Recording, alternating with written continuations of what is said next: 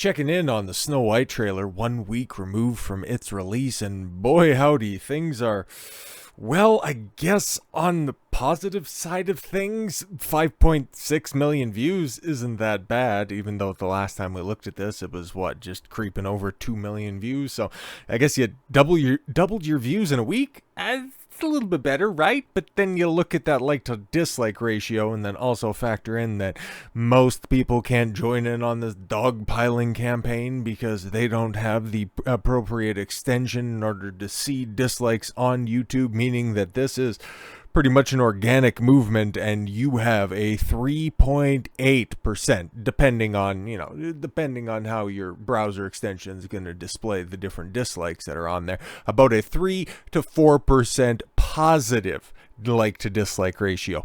This is abysmal. Okay, we've seen greater numbers than this. Okay, we've seen millions of dislikes on something and contrasted that with millions of likes on other pieces of content, but I can't specifically recall a video with this amount, okay, with this number of interactions, just purely on it, that is all so decidedly pushed in one direction. Like, in the grand scheme of things, like, for a channel that has 5.9 million subscribers on it to only release a trailer that has 5.6 million views, not that great. But also just simply the interaction, like, that's not even that much. And then even all of the vitriolic comments that are down there just simply lambasting this awful trailer and all of the fare surrounding it. 41,000 comments? Like, this isn't great interaction, all things considered, man. Which, in the grand scheme of things, when you put your prognostication cap on, seeing how this film is ultimately going to fare come March 21st of 2025, you kind of know which way the winds are blowing, because even when it comes to the access media, if The Guardian, the woke-ass Guardian, isn't even defending your slop, yeah, this thing's done and dusted, okay? And it's kind of funny how, over the past week, and especially with this trailer and then with a recent announcement within the past 24 hours from a different branch over at Disney, they're really not doing themselves any favors with their early 2025 release schedule, but more on that with the next video. We'll focus on Snow White right here and the fact that this is going to be a disaster. A full-throated abomination. Wish it away. The live-action Snow White. Can it be a new low for Disney? If The Guardian is asking that. I don't want to undersell the fact that this is The Guardian, okay? The defender of all of the worst ideas in society and entertainment. They're positing this question. You're cooked. Hauntingly bad new trailer for the studio's next live-action remake promises a nightmarish procession of CGI dwarves. Here are two things that recently happened in very quick succession. My oldest son opened his laptop and said, "Daddy, there's a new Snow White trailer."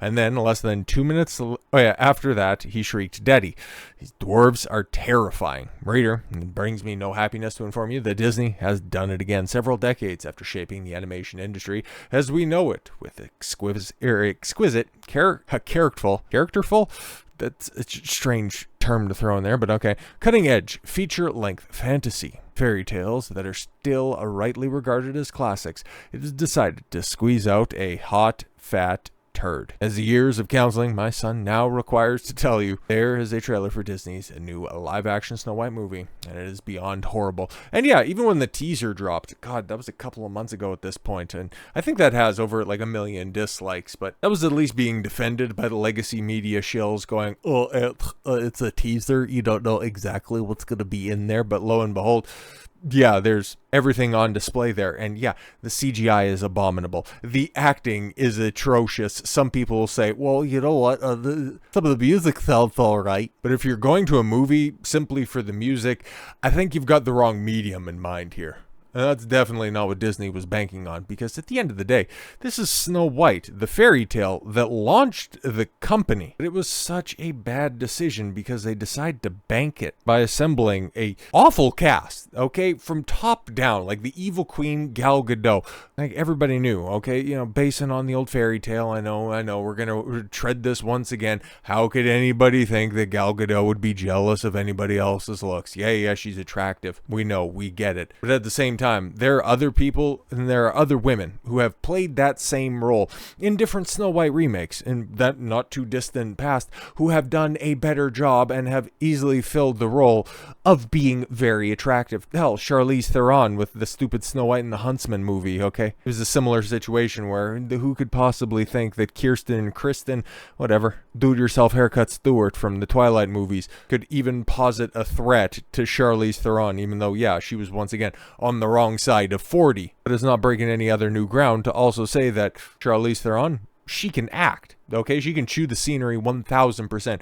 Gal Gadot, heard some of her line deliveries, okay? And I won't subject you guys to any more of that trailer torture outside of just simply going, Jesus, okay? Sometimes the most obvious example for why something is going to fail is the most logical one behind that. But I'm going layer deep on this one, okay? Yeah, several layers deep on that one. Gal Gadot, she's not going to put anybody in the seats, okay? And in fact, everything surrounding this movie is driving people away from the cinema. Case in point, Rachel Zegler. Rachel, I have never been in a successful production. Zegler. Oh, but I hear you say, Don, last year this time, she was in The Hunger Games, Ballad of Songbirds of Snakes, and that one turned a profit. It's like, yes, dear viewer, yes, dear fictional straw man viewer, it did turn a profit, a very small profit, and you would think that, okay, cool. Why would a studio put up $100 million for the production budget, $100 million budget, in order to walk away with, I don't know, man, you do basic movie math on this one. There are some people that say, well, actually, the way that Lionsgate likes to distribute their films, this ended up eking out actually pretty decent. But if you just run with basic movie math, $50 million, a company, a studio doesn't put up $100 million in order to make 50, okay?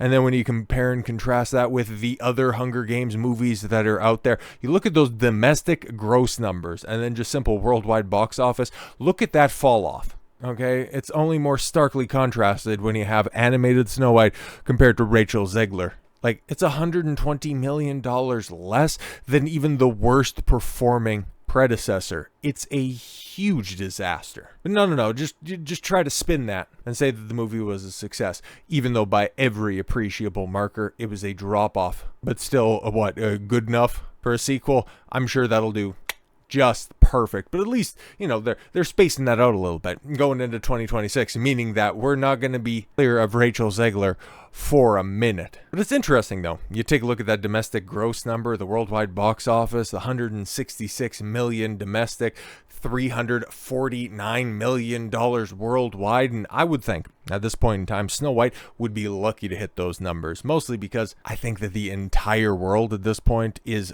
not on the side of a live-action remakes. Disney somehow has tricked people into thinking that they're, once again, a good old wholesome family studio. You take a look at the success of Moana 2 and Inside Out 2 as well.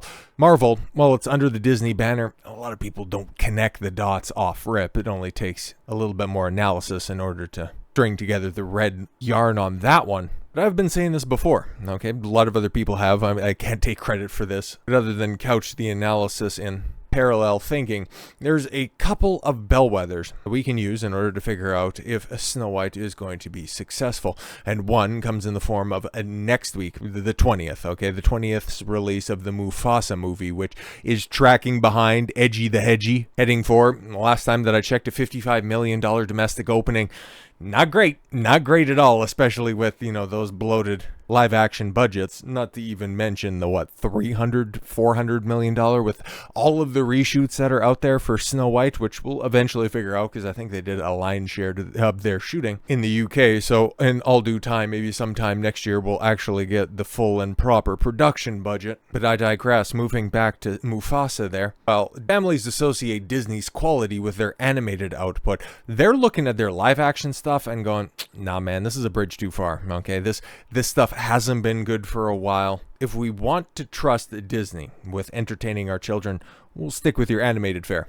Even though, realistically, the messages that they're shoving into that stuff isn't any better but it seems a little bit more tolerable because it has a different coat of paint on it. I understand. I don't have to like it, but at least I understand it. So yes, Mufasa, I think that that's definitely going to tell us which direction. Like, Snow White's not going to make a lot of money, but just what exactly is that drop off going to be from Little Mermaid, which had a little bit of controversy around it, and it only barely, maybe potentially breaking even if you do just a bunch of other, flumpy accounting on that one. And then also, there's something else that just came out, and this is about the little star, and she wasn't even front and center when it came to marketing, and that would be a film that ended up launching, like I said, this weekend in the form of Y2K, and I actually gave that movie a little bit of credit when it first had a trailer released. I said, these are the type of movies, because you take a look at the resume of Rachel Zegler, and wow, it is star-studded. Going all the way back to West Side Story in 2021, following that up with Shazam 2. You remember that exists? Yeah, exactly. Then Ballad of Songbirds and Snakes, and then, of course, now you have this Y2K movie. It's like, you're kind of doing this all backwards. Why didn't you have these little indie films, or at least smaller budget films, in order to complement your innate talents, in order to get you accustomed to how the acting gig goes? And then you might actually make something of yourself and become a box office draw.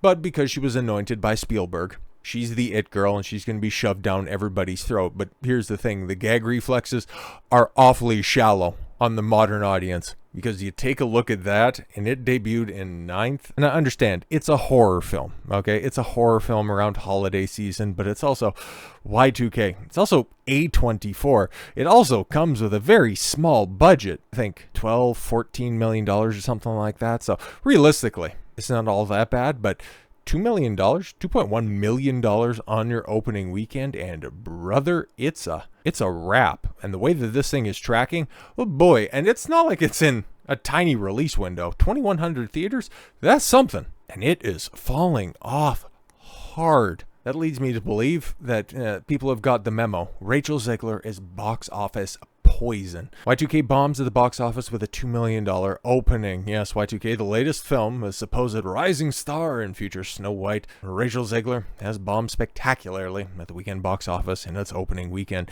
The outspoken Snow White actress hasn't had much luck at the box office since puttering onto the screen in Steven Spielberg's West Side Story.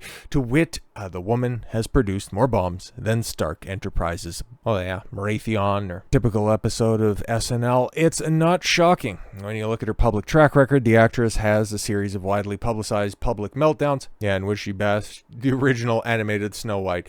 Yeah, and that's also something because it just simply outside of the commentary sphere where people are more likely to take an interest into the exploits of the Hollywood types, those ended up breaking through into the wider normie sphere, so you already knew that this film was on borrowed time. Yeah, and then her being her typical insufferable self with arguably the most vitriolic response to the Trump win in November. It's like, yeah, you signed this film's death warrant. Yes, moving along to Y2K. Okay, Y2K is the first movie that's being sold exclusively on Zegler's ability to move tickets. The film drew a measly $2.1 million on its opening weekend. Zegler's movie actually came in 8th at the box office, 9 if you take a look at everything in totality. But yes, while it's true, the Y2K had a small $15 million budget, which, yeah, that's A24's speciality. You just throw smaller budget at a multitude of different projects. One of them's going to end up hitting, and you'll have a success on that. But this one, it might make back its budget, maybe. Have to see how it shakes out this week because, yeah, now the competition is starting to roll in, especially this week with Craven and War of the Rohirrim. None of them look great or anything like that. It's just also going to eat up a bunch of different screens. And if Moana and Wicked and Gladiator 2 still manage to pull in some numbers, yeah, you kind of know what's going to get axed on that one. And A24, even though they only spent $15 million on this, might end up losing a significant amount of money, which is absolutely wild to think about.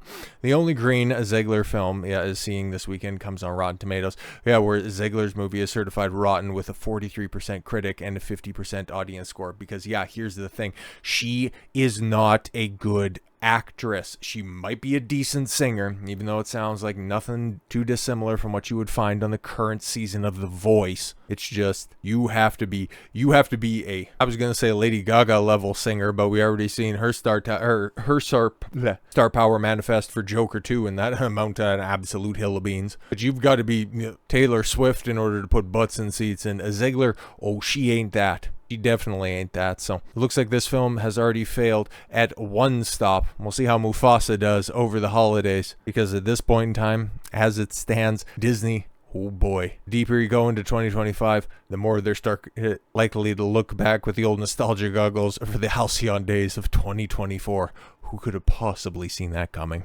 So with all that said, thank you all very much for the gift of your time. I've been Don Consuelo. I want you to follow your gut and get after it. Take care, everyone.